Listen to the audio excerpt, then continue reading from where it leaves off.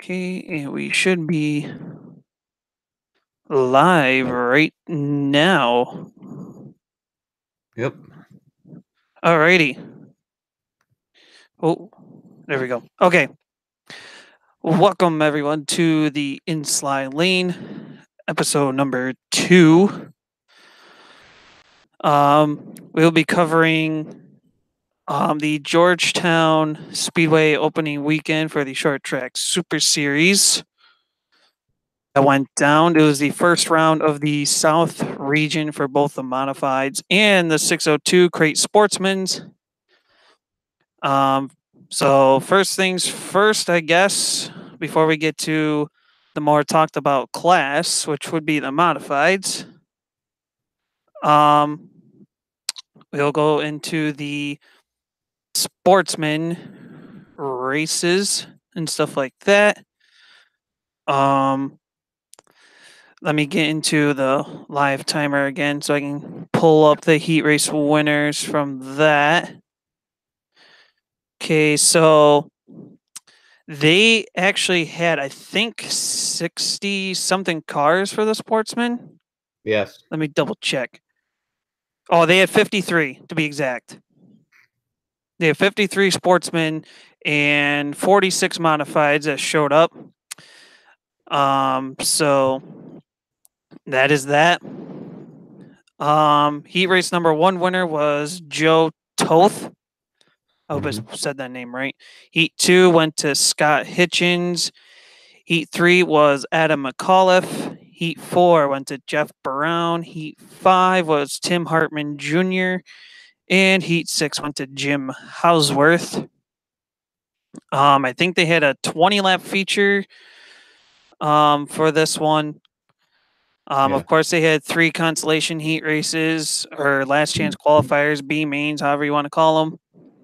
And of course, the feature event race, which according to the race report here, Cole Stengel was your pole sitter. At only 13 years old. How old? 13.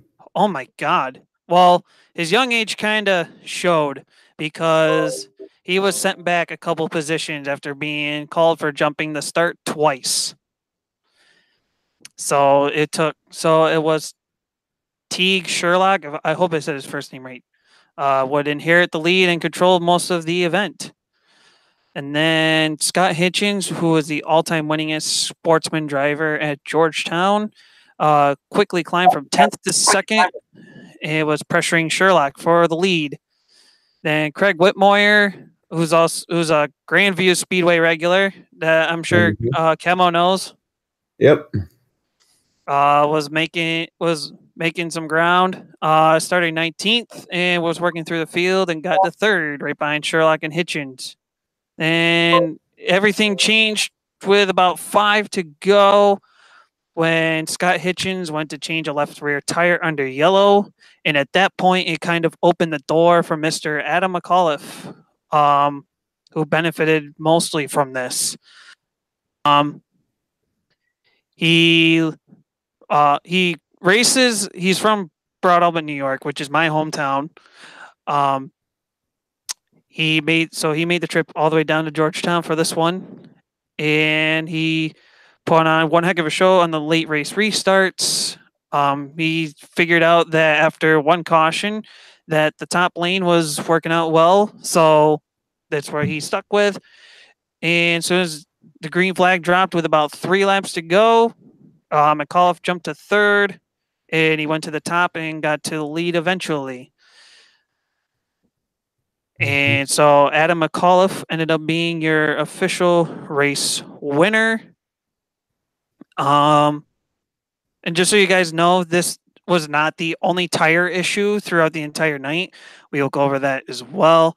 Anyways, your official sportsman feature race finish, 20-lap race. Adam McAuliffe was the winner. Robert Bublak 2nd. Cole Stengel finishes in 3rd. Jeff Brown 4th. Scott Hitchens rounds out the top 5, followed by Michael White in 6th. Jimmy Johnson 7th. No, not NASCAR Jimmy Johnson for all you out there.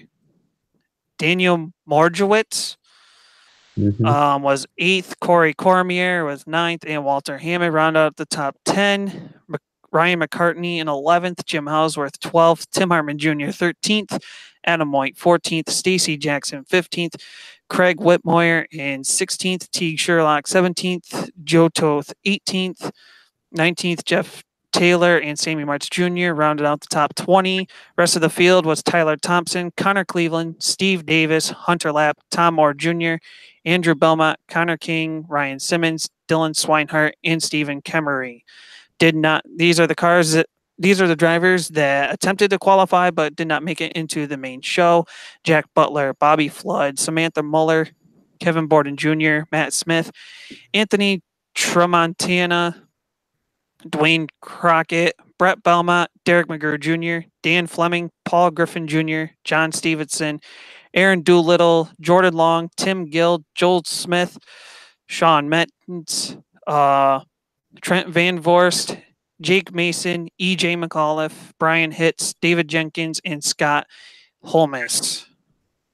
And it's also worth noting, for the win in this race, McAuliffe picked up a $1,490 check, so that's a pretty rich race, all things considered, for a 30-lap sportsman win for him.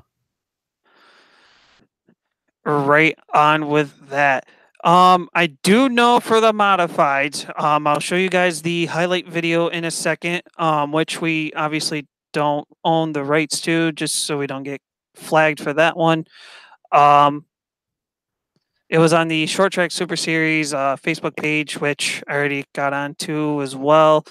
I'm getting ready to show that here in a few minutes. But just as soon as we ended our preview show last week, I noticed on the Fonda Speedway Facebook page that was posted about 4 hours before we hit 4 hours before we ended the show.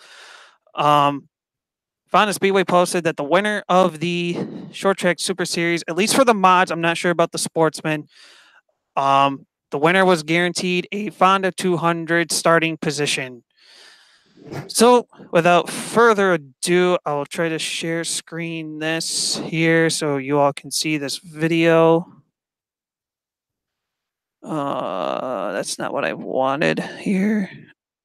If I can share screen, where's that option here? There we go, screen share. Okay. Got it. All right, you got it. So we're good. Let me know in the chat if you guys can see the share screen here.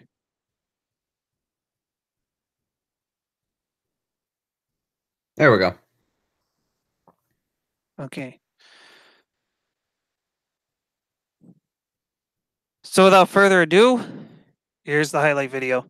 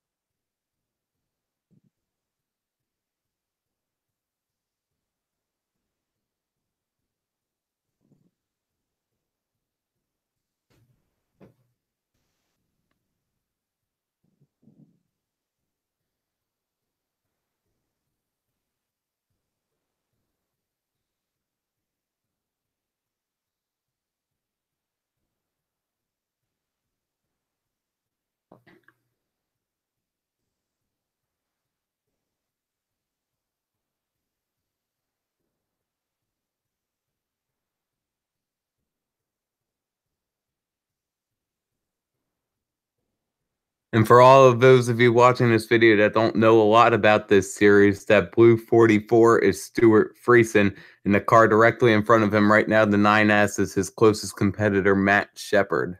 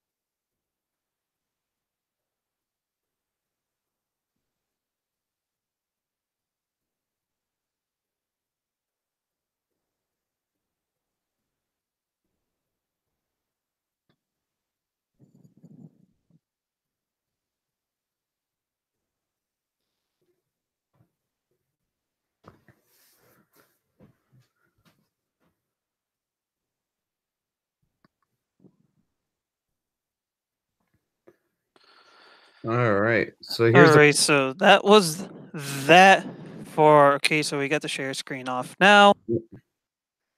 here's a quick rundown of the race in case you guys couldn't follow that. I'll quick provide a brief summary of it. So it was 46 modifieds that rolled into the pits, and after the consolation races, it got narrowed down to a 31 car field competing 49 laps for a $6,949 win. So there were a lot of strong winds and a bright sun. So that created the abrasive track surface that we saw that created all those tire issues.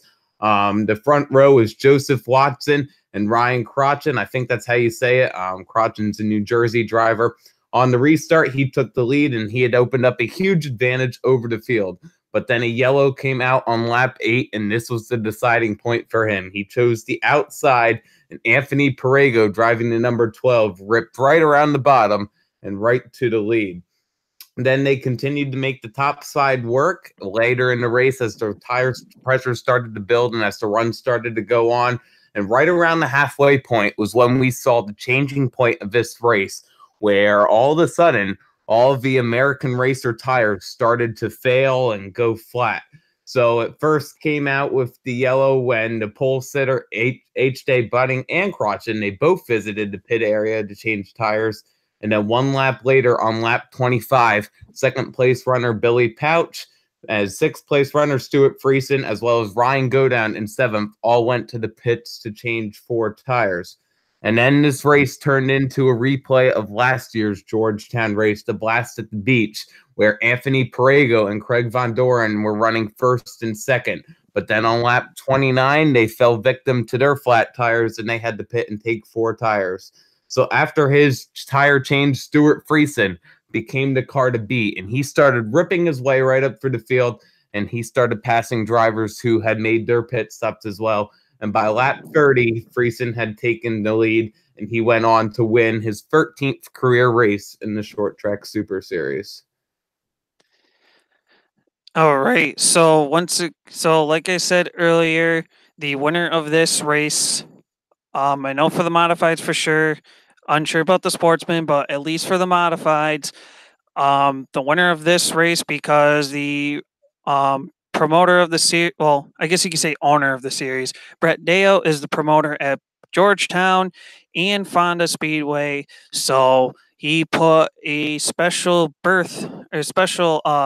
little offer on the plate for all the modified drivers. The winner of this race was guaranteed a starting spot in the Fonda 200. So the winner, Stuart Friesen, gets a guaranteed starting spot at Fonda Speedway, of course, his home dirt track. So here's a quick rundown of the modified feature finish of the 49 lap feature. After all the tire issues and everything else, Stuart Friesen ends up being your winner. Matt Shepard was second, Ryan Watt in third, Billy Pouch Jr. in fourth, Jordan Watson was fifth, Jeff Strunk is sixth, Dwayne Howard seventh, Craig Von Doren in eighth, David Van Horn Jr. in ninth, and Alex Yankowski rounds out the top 10. Demetrius Drelos, another 518 person here in New York, he finishes in 11th. Richie Pratt Jr. in 12th, Mike Guler in 13th, Andy Bichetti 14th, Brandon Grosso, H.J. Bunning the third, Allison Ricky, Ryan Cratchen, Matt Stengel, Ryan Godown, Jimmy Horton, Billy Pouch, Wayne Hendrickson, Billy Decker, Joseph Watson, Anthony Perego, Danny Johnson, Tim Fuller, Mike Mahaney, Rick Laubach, and Danny Bauk will round out the field in that feature. Drivers that did not qualify that were Mike Maresca, Craig Hansen, Kevin Stockrider, Roger Manning, Scott Van Gorder, Roger Henyon Jr., Kevin Gardner, Todd Neheiser, Robbie Emery, Ryan Riddle, Ron Roberts Jr., Mike Franz, Jordan Justice, Sammy Martz, and Bobby DeLeon. Do you want to announce the special award winners / bonuses right there? Yeah. So the heat winners first were Matt Shepard, then Bichetti, Crotchen, and Van Horn, as well as Von Doren. And then Wayne Hendrickson, Ryan Godown, and Mike Goar won the consolation races. Matt Shepard won the fastest lap time of the race with 19.213 seconds on one of his laps. And Jeff Strunk, one of my hometown drivers out of Boyerstown, Pennsylvania, drove from 29th to finish 6th, earning a $249 award for being the hard charger and a $50 certificate for wheels.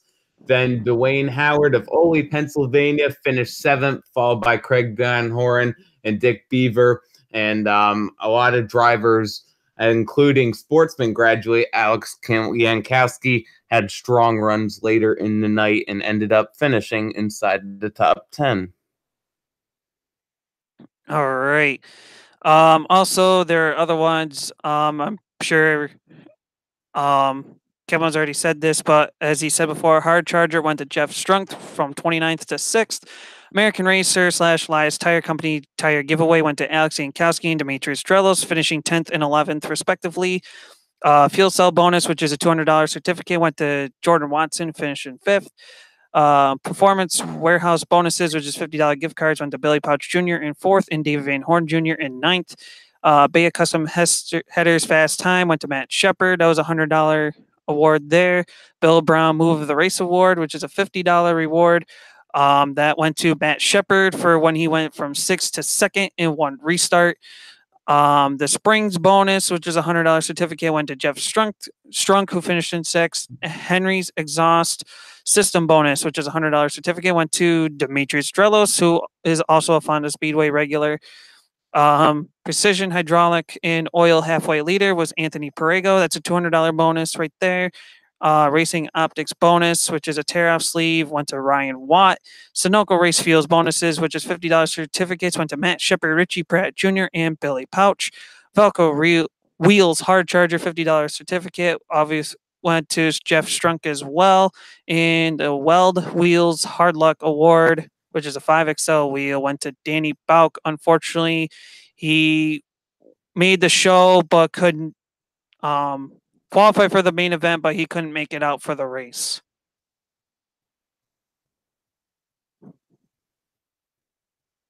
And that is that for the modifieds at Georgetown. So basically, the problem here for Georgetown was tires, which is very odd to say that because KEMMO and I got talking last night, and I think the night before about it too, that for especially a 50 lap, well, 49 in this case to be technical, it's odd to see so many tires go down, but with the weather conditions, it kind of made sense. But still, the point being, it's hard to see so many tires having that many issues, especially with some of the lower teams. Not only going off of one set of tires. I don't know if you want to throw in your little opinionating there.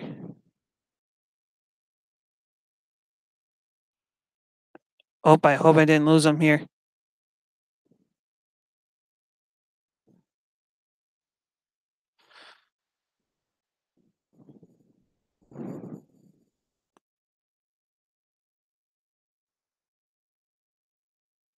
There we go. Okay, so KEMMO messaged me. He lagged out, so I'm hoping that he can get back in here.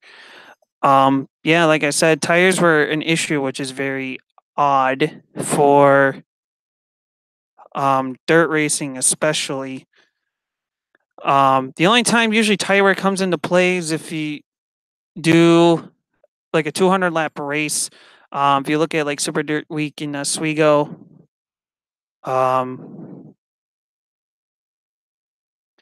usually tires come into play of like when should you come in and get a new set of tires and stuff like that.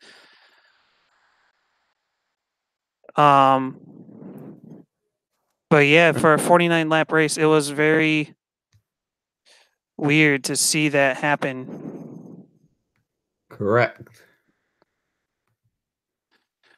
I don't know what other thing you want to jump in there. I don't know if I explained it all or if you want to throw in your opinion.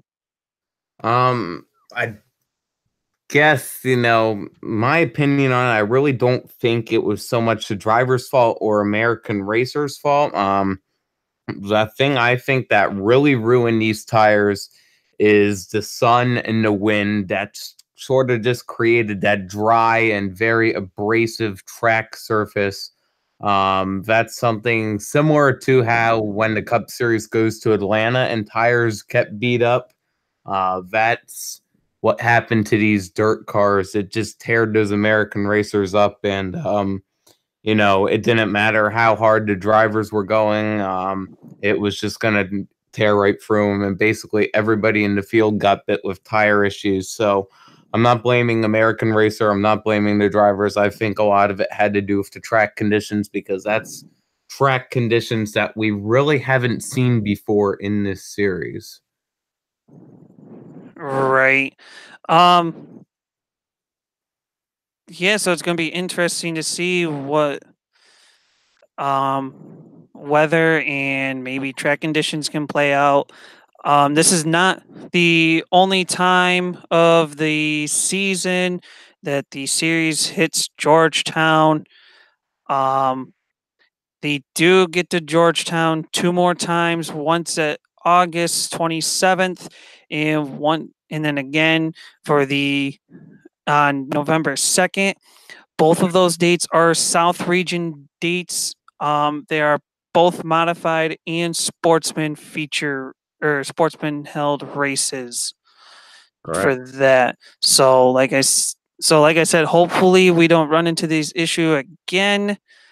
So next up for the Short Track Super Series, we'll cover that on Friday. To preview that, we'll be at Port Royal Speedway on March 24th. This is another South Region race again, this time only the modifieds. The next time the South Region sportsmen hit the track will be on April 30th at Delaware International. So, like I said, we'll preview that on Friday.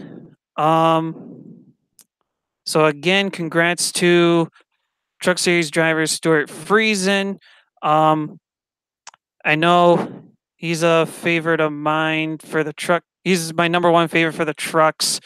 For dirt racing, he's got to be number 2 because of Matt Shepard. He's my number 1 favorite dirt driver because I've watched him pretty much watch his career ever since he kind of started with the modifieds when Steve Payne hired him to be in the same team. So Matt Shepard's my guy. I mean, I'm glad for Stuart Friesen.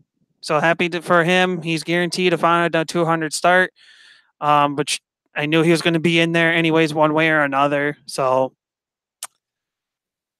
yeah, any final thoughts or whatever? I got nothing. Make sure you guys tune in Friday night right here on TNT Motorsports Network for the Port Royal preview. That should go live at the same time, 8:30 Eastern time. So we hope to see you guys all in the chat again Friday night. Alrighty, and as always, you can follow us on Twitter. KEMMO is at KEMMO Cup Series. I am at Banian Devil 56. I'm not sure what upcoming videos KEMMO has going on for this week, maybe, but I know Thursday I have a video coming up. I'm going to make it a surprise. Not going to tell you what it's about, but I know you guys will definitely like this. And also, I had a video come on, premiered earlier at 6:30. So if you ever get a chance to see that, make sure you watch that. It was the Heat Offline Series at Las Vegas. So without further ado, this is KEMMO and I with the Short Track Super Series review at Georgetown Speedway last Saturday. With the inside lane, we'll see you Friday for episode 3. See you later, guys.